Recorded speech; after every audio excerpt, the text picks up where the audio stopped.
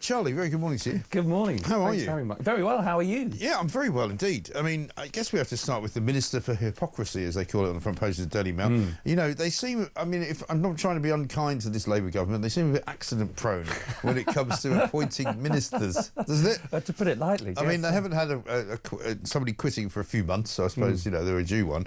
But this woman, Rushanara Ali, absolutely staggering, isn't it? A woman who not only is so rich that she's got a spare house to rent out for £4,000. I mean, a house that rents for £4,000 a month, it must be some house. Well, and in a prime location, obviously, near the Olympic Park. Yeah. You know, one where students will want to be near universities. It's a campus site. So, you know, of course, she's creaming it in. And what she's done in her letter of resignation, as she says, she hasn't done anything illegal. But it would that's be. all right then. But it would be But in it a few will months' be. time. Yeah, once the Labour government passed the new bill, which prevents people from hiking the rent just by kicking people out and going, oh, I think I'll just charge a bit more. Exactly, and she's a minister in the Department for Housing, no less. So she's carrying part of this legislation through, and this is why there's been such a pushback. But there is a pattern emerging, Mike, as you've said. There is. There was a all the way back to Louise Haigh. Louise Haigh, exactly. The convicted fraudster. Convicted fraudster. So she was sort of sent on her bike in a transportation fashion. There was, I think it was Andrew Gwynn, that was a health minister, that was suggesting that there should be some elderly, hopefully that they die before kill off some pensioners. Yeah, that would be good. From the Department of Health. Then there was the corruption minister. Oh yes, yes. She didn't quite understand the brief, did she? Because Tulip Siddiq thought that when they called her corruption minister, she had to be involved in some corruption in Bangladesh. Committed. She's now facing a trial, I think, in Bangladesh, even though she keeps saying it's a vendetta that they've got against her. Well, not really. You know, they're doing a genuine sort of investigation into corruption, and her auntie, who used to run Bangladesh, was apparently a ghastly woman who used to just rip the place apart as long as she made some money out of it. Yeah, exactly.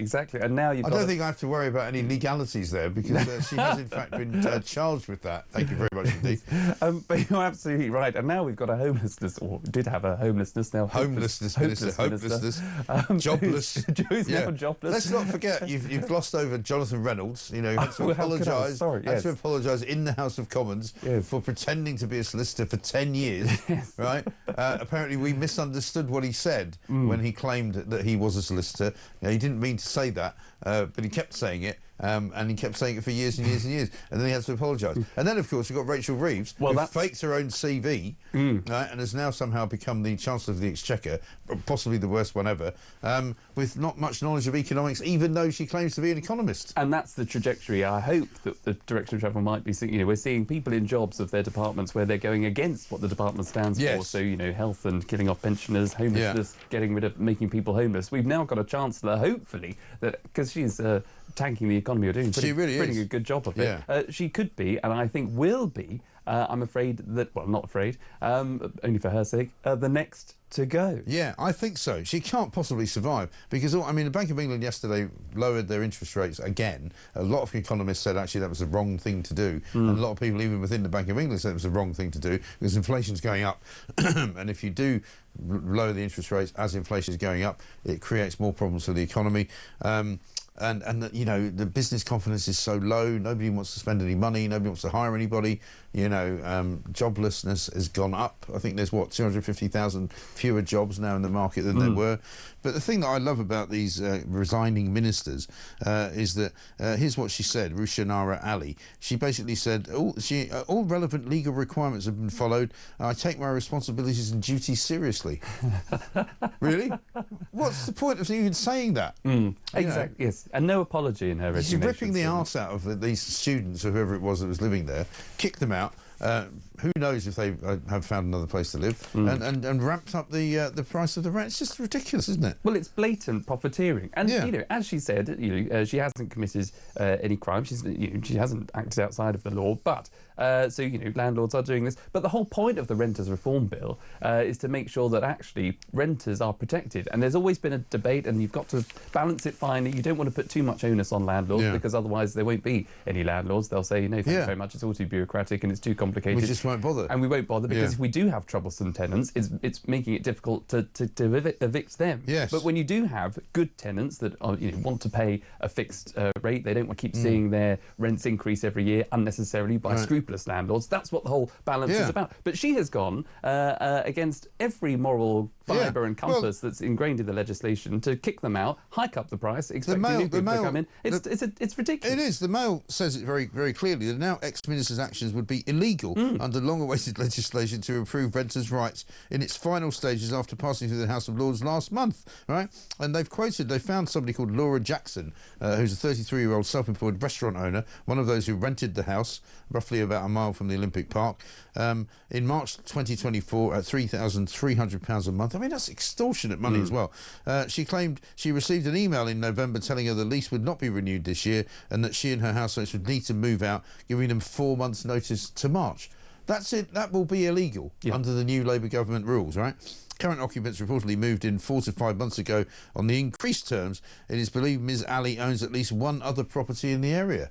Well, that's nice, isn't it? Super. Yes. Do you think she got it from Talib Sadiq?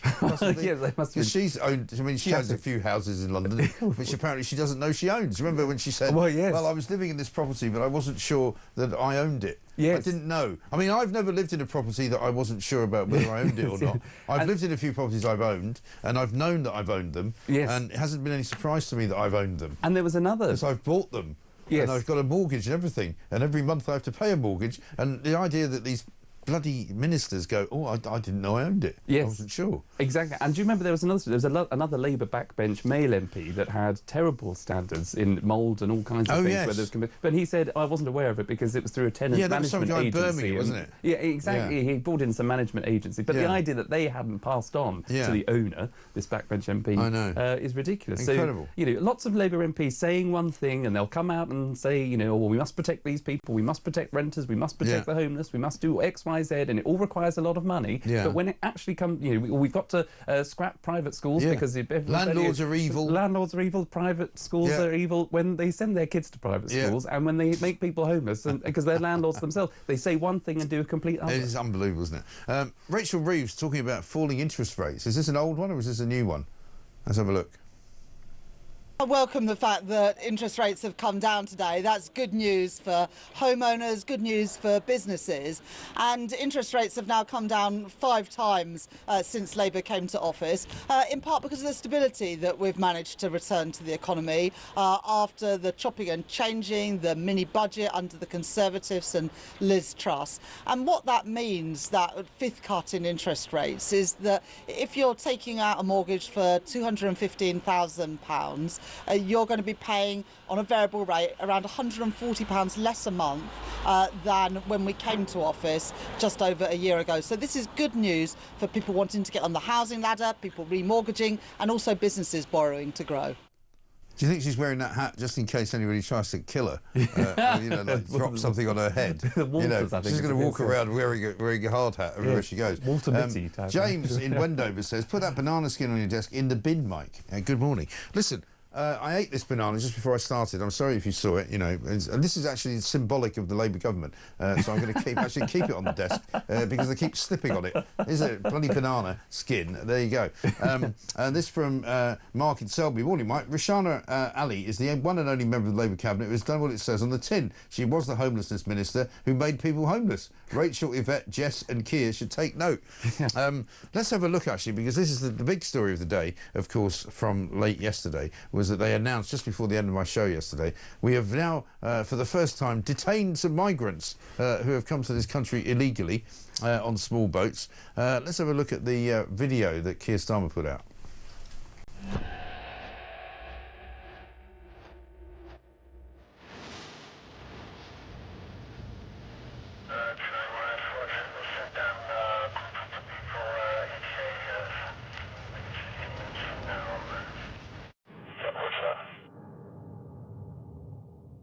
The country on a small boat, you will face detention and return. I meant it.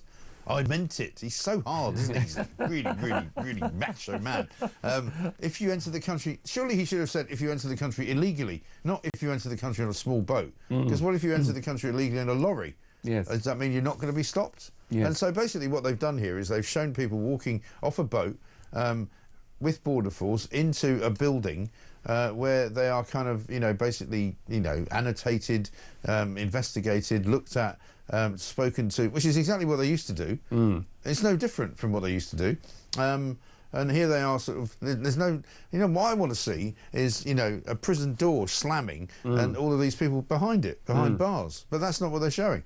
No, but it's also just not the reality of the situation, because you're not going to be deported. You know, under this one in, one out, as you said, it's you might as well call it, panorama. It's not one in, one out. It doesn't mean anything. No, exactly. And they won't be deported. That's the thing. They will be, as they arrive, anybody that arrives into this country, whether it's through small boat or if you're caught in a lorry, which still happens less so now because this route is so accessible. You will be put into a hotel still today. You will be processed. It will take weeks for your process to take part and then to take place. Then you will be, maybe, if you're one of the very unlucky ones that gets deported. 1 out of 17. 1 out, exactly. But so as we're watching those people walking off the boat and going into this building, maybe one of them might be sent back. Yeah. And then he'll be replaced by somebody else. By someone else that supposedly has ties or links to the UK. And what does that mean? I mean, who are these people sitting in France going, I've got ties to the UK, and waiting for us to give them a sort of tap on the head and go, all right, you can come in and we'll give you asylum status and you'll be here for the rest of the time. Have you got any relatives? Yeah, I've got 150 of them, actually. All right, great, bring them all with you. Yes, exactly. It could be a brother, it could be a father, it could be a cousin twice removed, that's already got into the country on a small boat. I've got a cousin twice removed from Afghanistan. But the reason why we keep hearing that the backlog, there's a backlog, that's got to be processed. But 75,000 is a backlog. 75,000. But they're going to send 4 people back. Exactly. But you keep hearing that the amount of approvals, I think the approval rate is about 80% or 60%. It is. 60. It's the highest in Europe. But that's because it's so easy to say yes, approval. It is more difficult to say no, because under our system you've got to justify why you're rejecting someone. We can say no, but then they appeal and then they stick in the hotel for another year. Exactly. Right? Exactly. While they get their high-priced lawyers paid for by us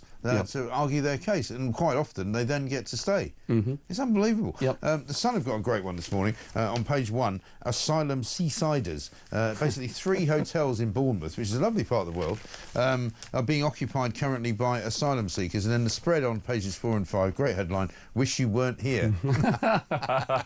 Which is brilliant. So they've got the Roundhouse, central location, hotel near the town centre, migrants gathered outside it, you can see pictures of them. Then they've got the Britannia, which is a similar part of the same chain as the one in Canary Wharf. Some of the bikes are racked up outside the hotel, you can see that. They're obviously Deliveroo drivers or whatever it is. And it's just incredible, and another one called The Shine, which is also not that far from the beach. It's within walking distance, actually, of the beach. And it has to be said, and I don't apologise for making the comparison, that ever since, I would say, 2 years ago, there have been a large increase in the numbers of sex attacks, rapes, sexual assaults in Bournemouth. Some young teenage girls getting assaulted in the sea, by migrants. You can't get away from it. No, exactly. And that's why when we're seeing these protests, peaceful protests, people acting well within the law who turn up to these hotels, and you're seeing women and their daughters and real community folk coming together. And we're going to see loads more of them this weekend, by the way. Exactly. And in Bournemouth, there's a couple here, a retired great-grandmother, Susan Beecham, aptly named near the beach, and her daughter, forked out £1,400 to stay for a week in a Bournemouth hotel, to be by the seaside. It's the summer holidays. You want to spend that time with your... It's a lovely beach. Lovely beach. You want to spend that time with your loved ones. All the while, next door, they've got illegal immigrants, migrants that have come to the country, that are getting that hotel accommodation for free. And that just smacks to the injustice and the unfairness that UK taxpayers are having to pay thousands of pounds to have a nice holiday, to spend that time with their family. All the while, they've got people next door, they're getting it for free, and all the while not being able, or not feeling able, to go outside and walk down that beachfront after dark or whatever, because they feel because of the crime. There was a 15-year-old girl, I think, assaulted last year actually in the sea. As she was out, sort of swimming around in the shallows, and some character came up and basically raped her in the sea. I mean, it's ridiculous. Let's listen to what Yvette Cooper had to say yesterday on this new pilot scheme with France. Pilot has now begun, and the first migrants who arrived on small boat are now in detention. That is the first step to removing them to France, because no one should be making this journey in the first place, and that's why this is now starting the process to return people and to undermine this vile trade in people. You won't say how many have been detained, though. There could be just 2 people detained yesterday. Don't the public have a right to know? Well, we'll provide regular updates for the public at every stage. That's why I'm confirming today that the pilot has now started, and the first migrants who arrived on small boat are now in detention. The transfers to immigration removal centres are underway as we speak, so we won't provide operational details at this point that criminal gangs can simply use and exploit.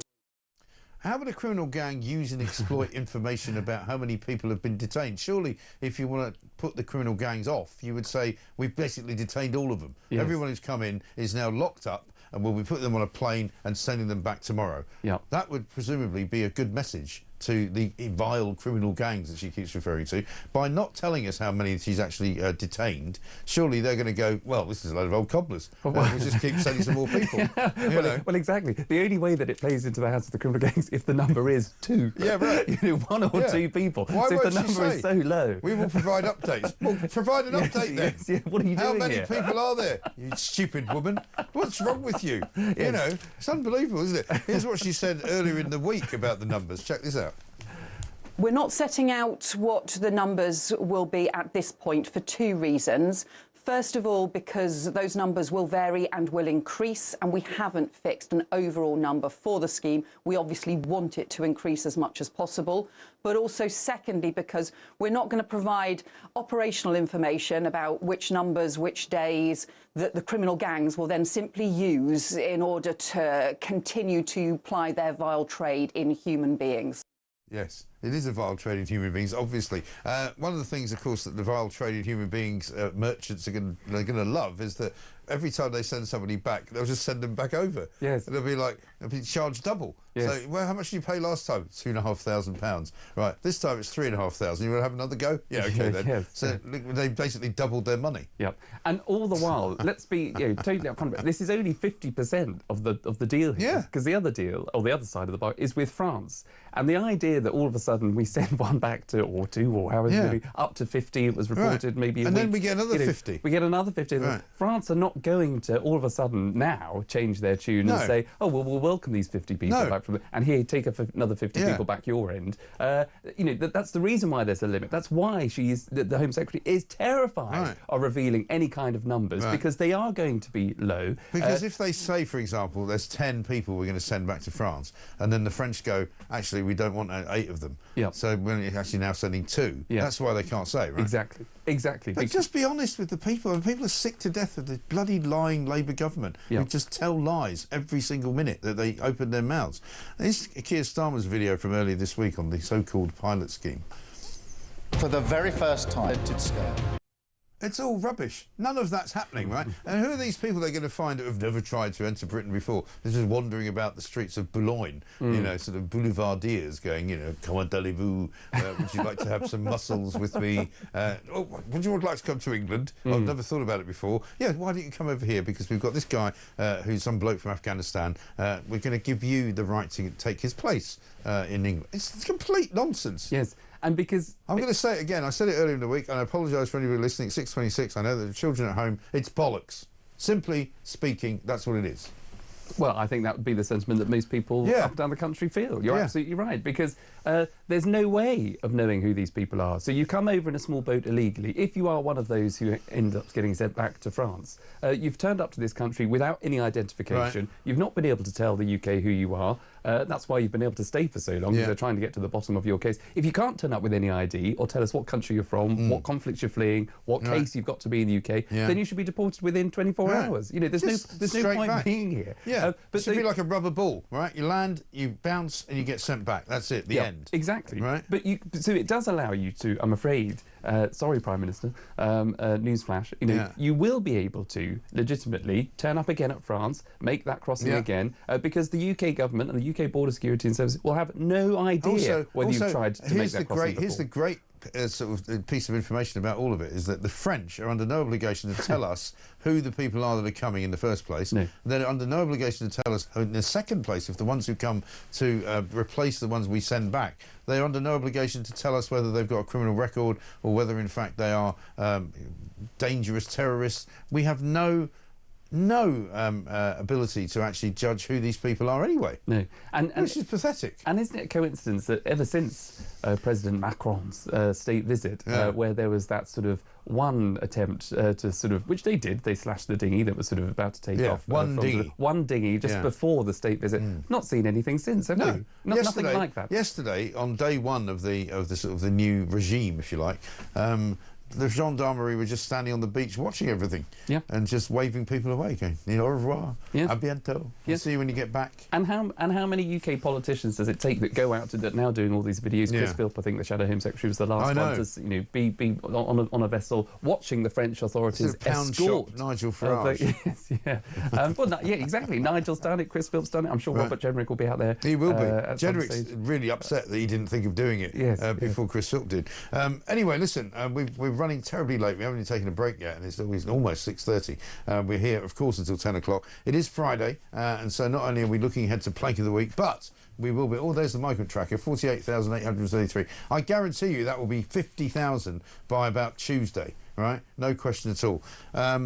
Here's Julia Hartley-Brewer with a gaffe, okay? And if you are listening with your children, I apologise in advance because this is a little bit graphic, is all I can say.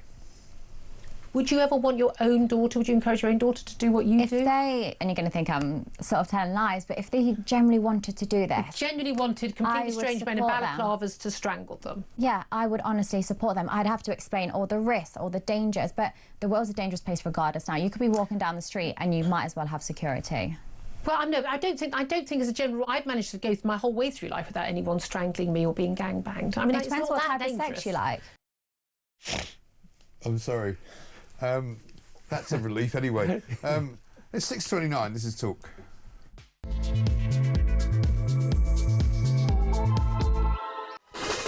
Welcome back to Morning Glory, 6:32. I'm Mike Graham with you all the way through until 10 o'clock. It is Friday, 8th of August. Charlie Rowley is here with me. We're talking about the one in, one out scenario, and I don't mean Julie Hartley-Brewer. 48,833 is the migrant tracker currently. Let's get Jamie on the voice notes. Morning, Mike. Great show. Jamie from Hornchurch here. What everyone is failing to see with this one in, one out scheme is it's not even one in, one out. It's just extra people. Because all the ones that get deported back to France are now not eligible to come in on the scheme. So they'll just try it at a later date. And they'll just be part of the 17 in, one out that the actual number really is. So we're not getting one in, one out at all. We're just getting an extra 50,000 a year.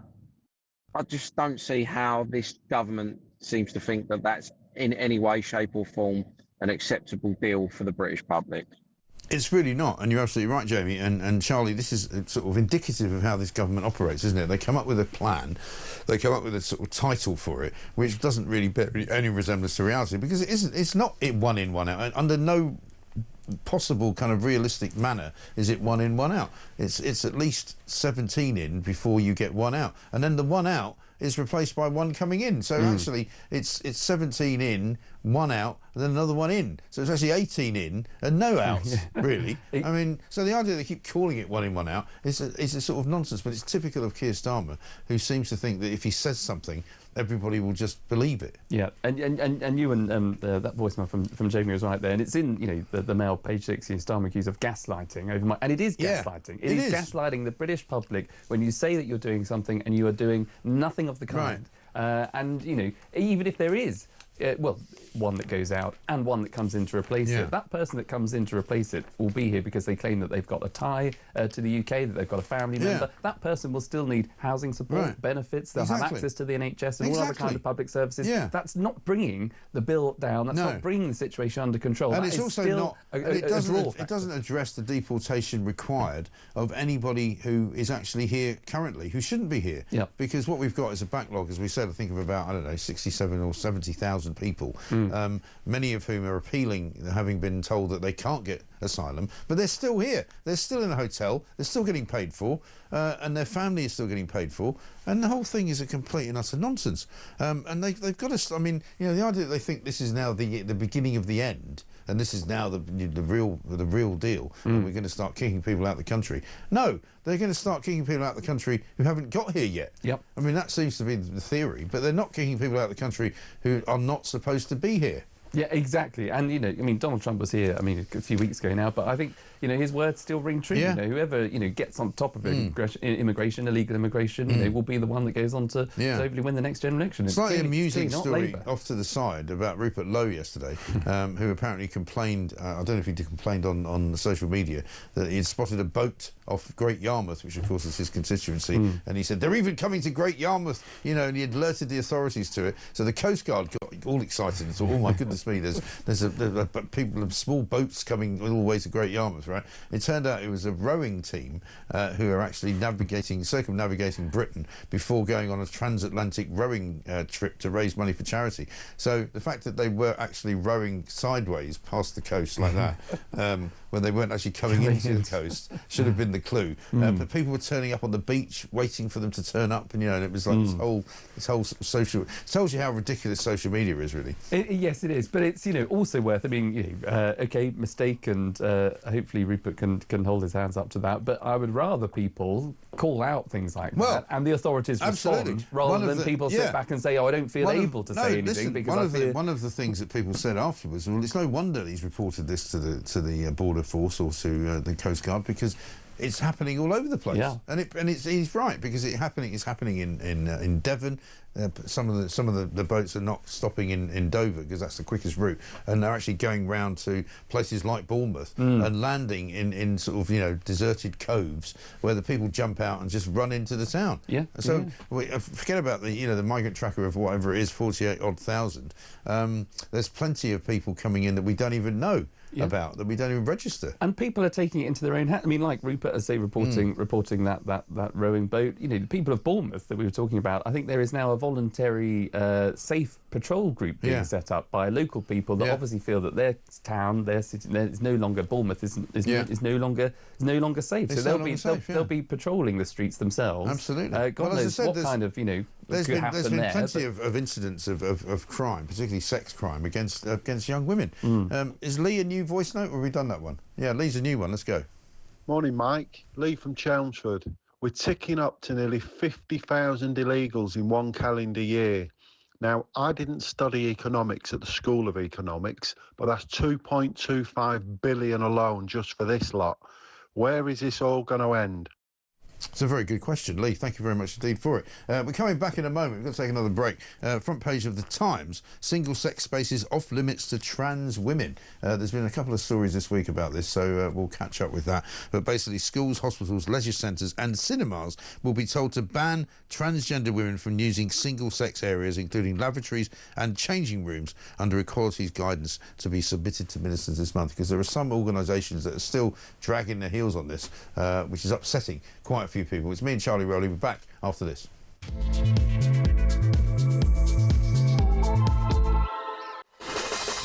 Welcome back to Morning Glory, 6:39. I'm Mike Graham. Charlie Rowley's here with me as well. I got this from Steve. I hope these greedy, money-grabbing hotel owners who are helping the spread of illegal migrants across the country will one day see the contracts cancelled and that British people will never return to them. But of course, by then they'll have stuffed millions in their pockets and walked away. I mean, I think that's right. There is something to be said for hoteliers, and there's not many of them, but there's been a few over the course of the last couple of years who've just said, I was approached by the Home Office, or I was approached by Serco, or one of these other, you know, contractual companies, but I refused to hand my hotel over to them because, you know, I don't want to do that, you know, because hotels in many parts of Britain are part of the sort of the fabric of society. You know, people go there for, you know, retirement parties, they have weddings there, they have, you know, birth, you know, christenings and all that sort of thing. And so many hotels have just now been blocked off for people that you can't go there anymore. Yeah, well, anecdotally, I mean, I think in the Sun, relating to that Bournemouth story, I think it's the Premier Inn. I'm no spokesman for them or on commission or anything, but I think they've come out explicitly to say that they don't have, they're telling the public they haven't got anyone in their hotels, they don't have a contract with the government, and they're specifically not seeking one. So, but also, I know a local pub back home in where I'm from in Hertfordshire. You know, they were approached. This is they've got a few rooms above an actual pub. Actual pub. Wow. Home Office approached them to say, can you house, you know, up to a dozen, I think it must have been. And this pub landlord, even though pubs are struggling up and down the country anyway, but he said no, because it's a community pub. He wants people to still be able to come into the pub and join. You lose a pub and lose it to migrants, it's just going to fuel community tensions even more. So he's rejected it. And I think that's fair good for him. And I think that's quite Absolutely. right too. Quite right too. Let's talk about what's on the front page of the Times. Single-sex spaces off limits to trans women. Only this week we saw the story of the 14-year-old girl who went into a Marks and Spencer's only to be to try and get a bra fitting, only to find that, you know, some great hulking brute, 6'2" in a dress, turned up and said, "Can I help you with your bra fitting, darling?" And quite rightly, the mother was appalled and was like, "This actually no." She's traumatised by that. Thanks very much indeed. And it turned out that the trans woman, who called himself a woman, was not actually due to be working in the bra fitting section and should have just been working in the general kind of clothes area in Marks and Spencer's. And it was like, what the hell is going on? J.K. Rowling's actually been calling for a boycott of Marks and Spencer's as a result, and you know that she's had a terrible backlash from the, you know, the trans brigade. But this is supposedly because since the Supreme Court ruling that, you know, a biological woman is only a woman if she was born a woman, a lot of places, including hospitals, schools, shops, have not actually adhered to that. Yes, and it is the woke gone mad, which I know people have known for a long time. And J.K. Rowling is brilliant, by the way. You're absolutely right. She's had a lot of pushback and a lot of trolling going on. But every response that she responds to those trolls on social media, she's brilliant, you know, and she is a brilliant asset to the UK. She's a fantastic writer. She should be heralded. And she's standing up for, we're all talking about equality. We're trying to find a way in which everybody can get on and live their lives to the fullest and respect everybody's equal rights. But it's the rights of women that have been railroaded in this situation. Erased, exactly. And time again, and I don't know why, people just can't accept that women want to have single-sex spaces, that those spaces should be protected, and they have an absolute right to have that. Well, one of the more bizarre exchanges I saw was between her and India Willoughby, who is, of course, a trans woman, right? And India Willoughby actually wrote a tweet that said, "Isn't it bizarre that we were both born in the same year?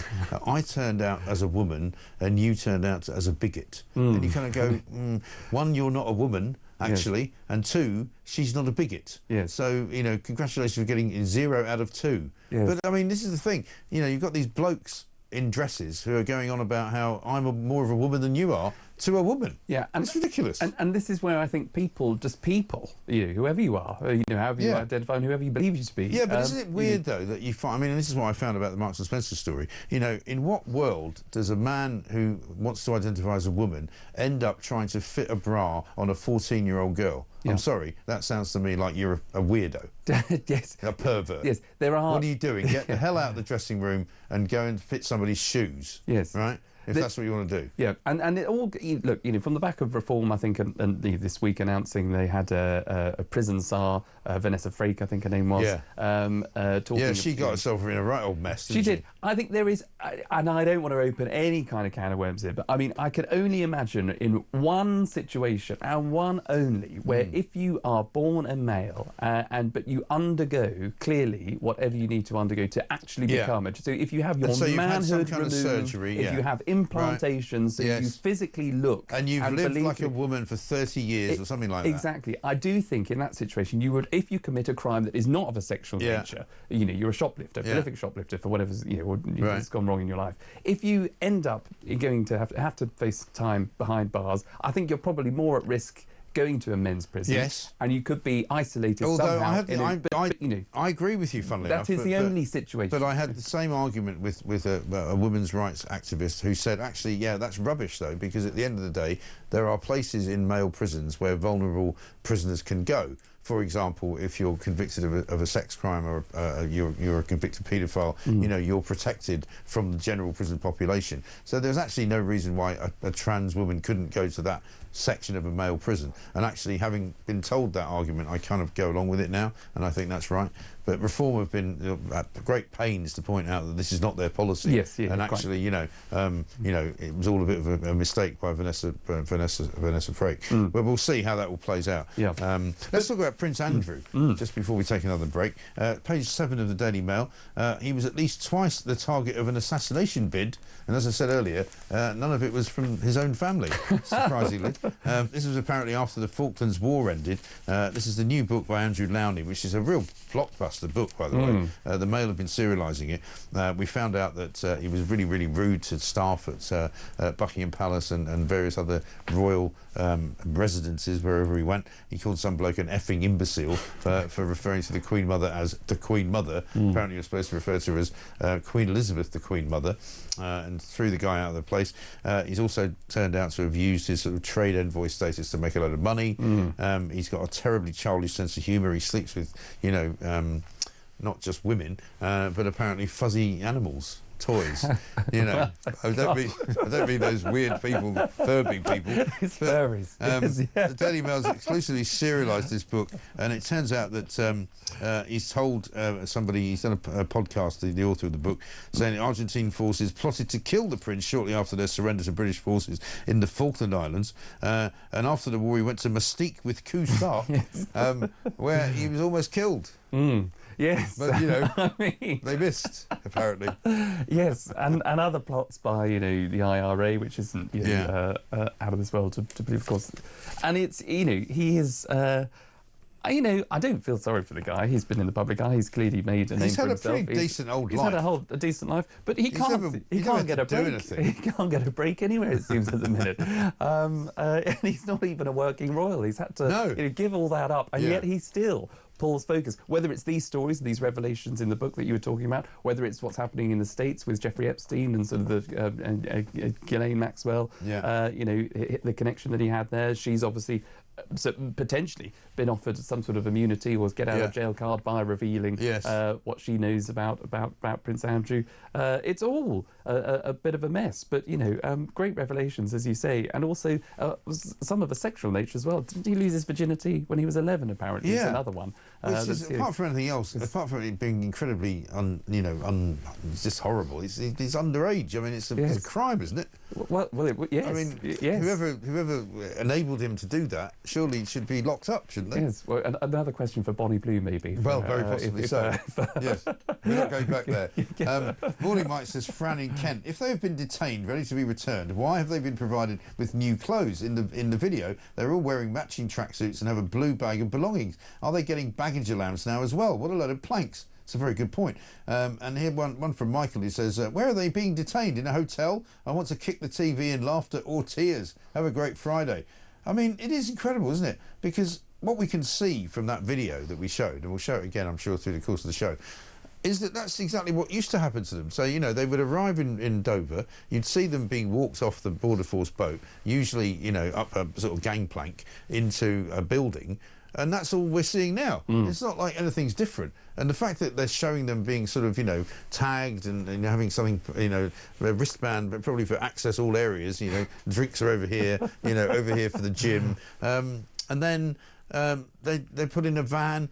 That's what was happening to them anyway. Yes. This is not anything special that's going on. No, in the great words of Theresa May, nothing has changed when it comes to this particular policy. It's not. What do they call it? What did they call it? An unfriendly environment. What was the phrase that they used to call it?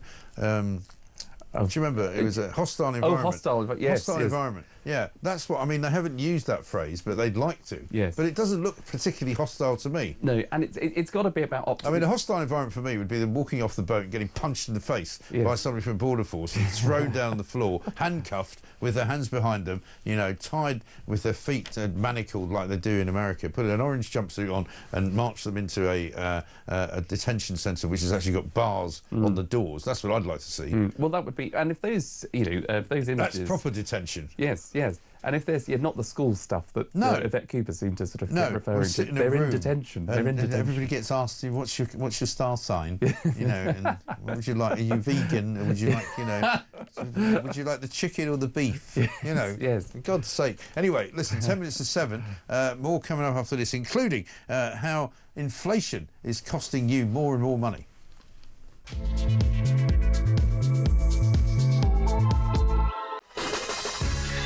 Welcome back to Morning Glory, 6:53. We are here, of course, until 10 o'clock. It's Friday, and it is August the 8th. It's my birthday tomorrow, by the way. I don't want to make a big thing of it, because I'm not going to. I just thought I might as well mention it, because somebody will mention it. Let's get a voice note from Andy. Morning, Mike. Andy from Birmingham. Hope you're well, mate. Just thinking about all the cabinet, really, most of them, really, all their positions are untenable, aren't they? Well, you've got Rachel Reeves, who makes Diane Abbott look like a super brain. She's going to crash the economy. She's going to bankrupt the country. Everybody can see it. Nobody's doing anything about it. She won't resign, won't be sacked.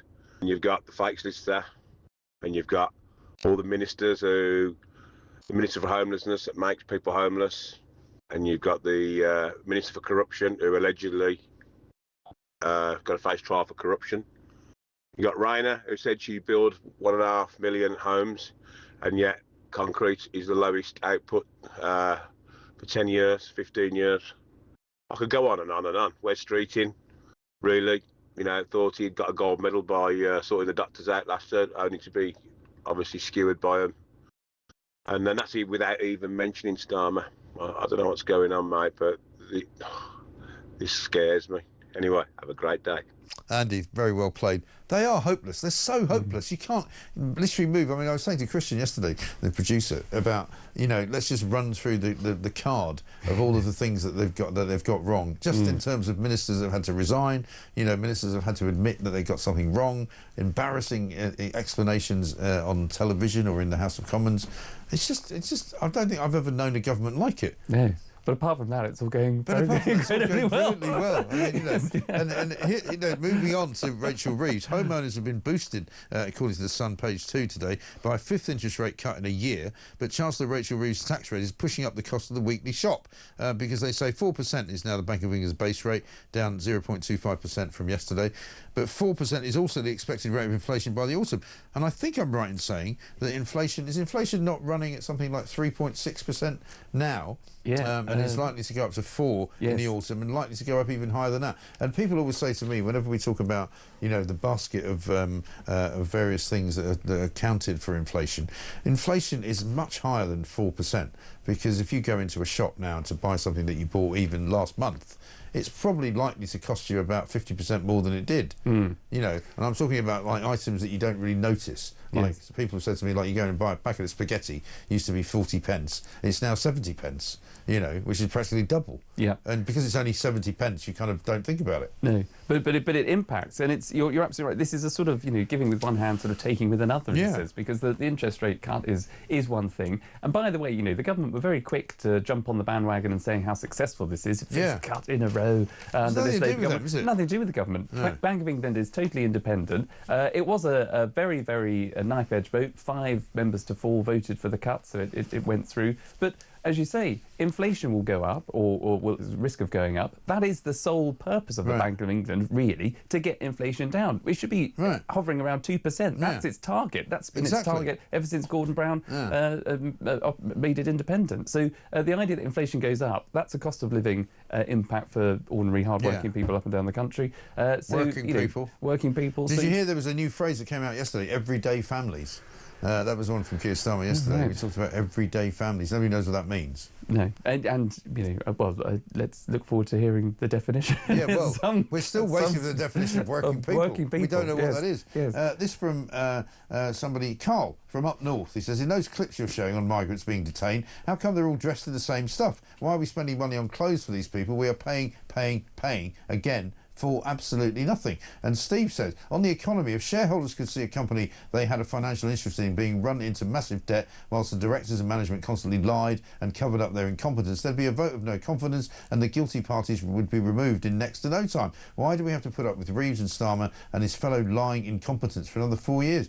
Well, that's a very good point. If it was a company, if it was a publicly run company, not only would they be fired, they'd actually be probably arrested. You know, the fraud squad would move in and go, you know, you people have been concealing the truth, you've been lying about the actual financial figures, and you've been cooking the books. And that is an offence. Yeah, exactly. To all intents and purposes. Totally. And the way in which, you know, the Labour government came in and, OK, there was, you know, clearly issues with the economy under the last Tory government. Yeah, but it's a lot better than it is now. Yeah, totally, right? Yeah. And, you know, the idea that now it's a 50 billion black hole. I know. And they're not saying who's to blame for that, are they? Exactly. And how, it's obviously them. And how are you going to plug that gap? It's going to be tax rises. And, you know, Rachel Reeves is going to have to come back for asking for more money, something that she'd already ruled out, something that they'd ruled out the last election. They said they wouldn't do it. So they wouldn't, and she's going to... More lies. So, you know, she's going... I think she's going to have to go. She is, absolutely. I can't see... He's going to have to go. They're all going to have to bloody go. There are reports that somebody... you know, he's been at Chequers, I think, for the last couple of weekends, having meetings with ministers. Yeah. They've given him 6 months, I think, to turn it around. Right. Otherwise, it's curtains. Yeah. One final one. We've literally got no time at all, about 30 seconds, but front page of the Daily Mirror, a daily weight loss pill could be available on the NHS by next year. I mean, do me a favour. The NHS, the world's worst organisation, useless, doesn't work, nothing works, and now they want to give away more free stuff to people who are fat. I mean, just ridiculous. Yeah, I think there's other things you can do to get your weight under control, and there's more people where more money should be going to people that need their operations and should be and needing the NHS. Next, it'll be free fat jabs for migrants.